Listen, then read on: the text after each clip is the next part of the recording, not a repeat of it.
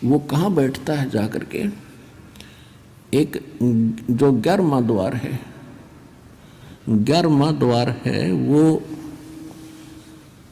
अक्सर पुरुष के लोक में जाकर निकलता है। उस गेट पर ये स्वयं चौकीदारी करता है कि कोई इधर से एक भी ना चला जा। ये स्वयं वहां बैठता है और वहां बैठा था, वहां से उठकर चला ही था। परमात्मा जब चले तो उस गेट पर अड़ गया जाके, कौन आ गया ये, इस कैसे चला जाएगा इधर। तो परमात्मा निकट गए तो परमात्मा ने कहा कि देख बेटा गरीबदास, ये है यू काल भयंकर, इसके सामने ब्रह्मा विष्णु महेश की हिम्मत नहीं कि इसके सामने, इसकी शक्ति के सामने टिक जा। वो चार भुजा के भगवान यो 1000 का है। अब तो ये 2 भुजा बनाए बैठा है, ये 1000 भुजा तक बना सकता है। ब्रह्मा विष्णु महेश तो 16 कला के प्रभु हैं, ये 1000 कला का भगवान है। और जिस परमात्मा के पास मैं तुझे ले जा रहा हूँ असंख्य कला का मालिक है वो।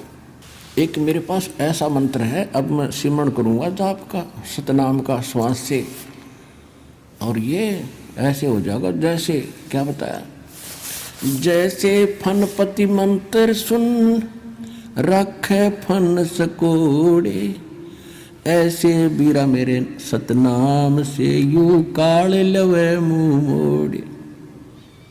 कि जैसे गारडू के मंत्र से एक खूंखार सर्प उस मंत्र के बोलने से वो फन ऐसे कर रहा हो तो फन को इकट्ठा करके और बिल्कुल जमीन पर रख लेता है।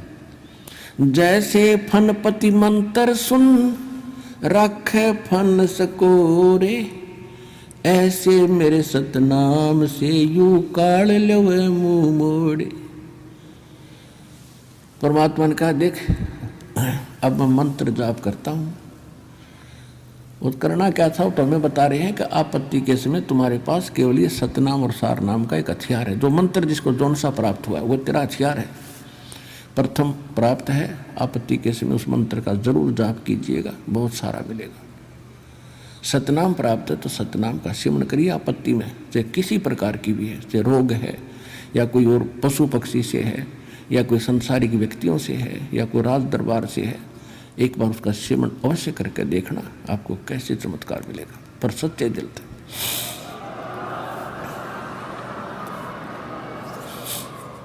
और सारनाम प्राप्त है, सारनाम का जाप करिए। सतनाम प्राप्त है, सतनाम का करिए। प्रथम मंत्र प्राप्त है, प्रथम मंत्र का जाप कीजिए। तो जो ही परमात्मा ने कहते हैं कि मैं देख ले भाई सिमरण कर रहा हूँ, उसी समय काल जहाँ उस गेट के ऊपर 11वें द्वार पर कड़लाएं बैठा था और ऐसा सिर झुक गया उसका।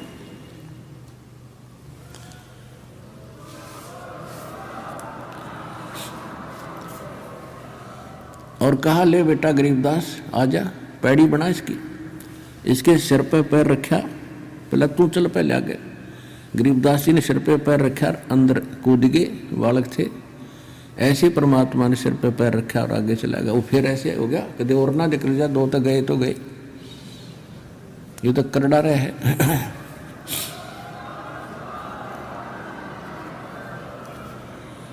अब 11वां द्वार पार करके 11वें द्वार पार करते ही ये लोक आ जाता है अक्षर पुरुष का।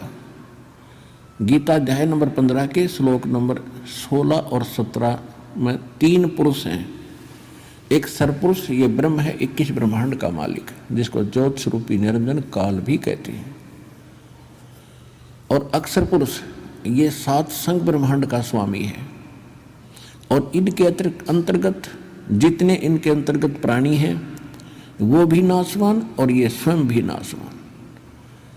15वें अध्याय के गीता जी में 17वें श्लोक में कहा कि उत्तम पुरुष है तू अन्य परमात्मा इति उदाहरते। उत्तम पुरुष यानी श्रेष्ठ परमात्मा तो इन दोनों से, सरपुरुष और अक्षर पुरुष से अलग है, जिसको परमात्मा कहा जाता है। यह लोक धर्म अविषय विवृत्ति अवैश्वर है, जो तीनों लोकों में प्रवेश करके सबका धारण पोषण करता है, यानी कुल का मालिक वासुदेव। वो वासुदेव है, ये श्री कृष्ण वासुदेव नहीं, इसके तो पिता का नाम था वासुदेव। तो तब उस अक्षर पुरुष के लोक को पार करके फिर परमात्मा ने बताया कि जब तुम यहाँ आओगे, यहाँ इसके बहुत लंबा क्षेत्र है, इसके यहाँ से आपने जाना है, तो यहाँ आपको इसका वो मिलेगा, विमान मिलेगा, और इसका टैक्स देना है आपने। उस बहर गुफा तक जाने का, 12वें द्वार में प्रवेश करने तक इसका टैक्स देना है। उसका एक मंत्र दूंगा जो इसकी कमाई बनेगी। फिर ये तैयार रखेगा आपके लिए यहाँ एक विमान है, और आपको 7 संग ब्रह्मांडों को पार करके बहर गुफा में छोड़ेगा।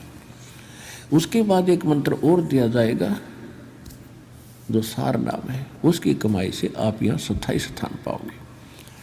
तो जो ही परमात्मा वहाँ पहुँचे तो अक्षर पुरुष का सारा स्थान दिखाया। अक्षर पुरुष के पास पहुँचे, वो खड़ा हो गया।